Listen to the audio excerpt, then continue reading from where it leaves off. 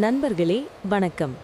இன்று நாம் பார்க்க போகிறோம் உலகின் மிக ஆபத்தான விமானம் தாங்கி கப்பல் USS ஏப்ரஹாம் லிங்கன் மற்றும் அது இன்று ஏன் ஈரான் நோக்கி தயார் நிலையில் உள்ளது என்பதை. அரபு கடல் அச்சம். நண்பர்களே, இப்போது உலகத்தில் கவனம் ஈரானுக்கு மாறிவிட்டது.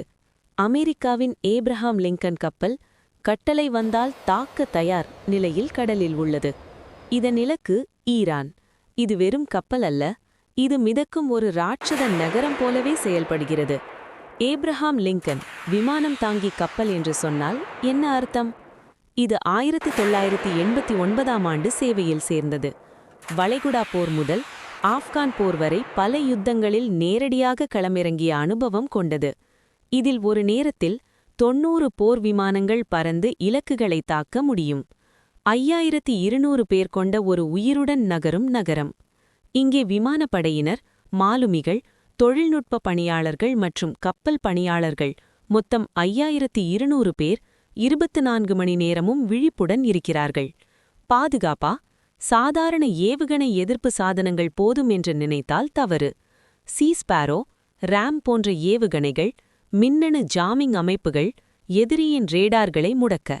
ரோந்து விமானங்கள், நீர்மூழ்கி கப்பல்கள், நாசகாரி கப்பல்கள், பீரங்கி போர்க்கப்பல்கள் இவையெல்லாம் கப்பலுக்கு இடையூறு செய்ய முடியாமல் பாதுகாக்கின்றன. ராட்சத அதிசய வேகம். இந்த பெரிய கப்பல் மணிக்கு 55.56 கிலோமீட்டர் வேகத்தில் கடலில் நகர்கிறது. அதிகப்படியான சுற்றி வளைப்புகள், துரத்தல்கள் மற்றும் தாக்குதல்களில் கூட அதிர்ஷ்டவசமாக தப்பிக்க முடியும். கேள்வி: இந்த கப்பலை மூழ்கடிக்க முடியுமா? தர்க்க ரீதியாக 200 கண்ணி வெடிப்படைகள், 100 ஷப்பல் எதிர்ப்பு ஏவுகணைகள், 200 தாக்குதல் ட்ரோன்கள் இவை எல்லாம் இருந்தால் கூட மூழ்கடிக்கும் சாத்தியம் 40% மட்டுமே. மிக முக்கியம், இதன் அர்த்தம் என்ன?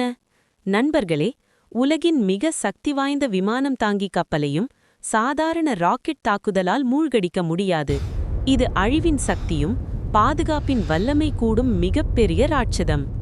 உலகம் இன்னும் ஆபத்தான இடமாக மாறிவிட்டது.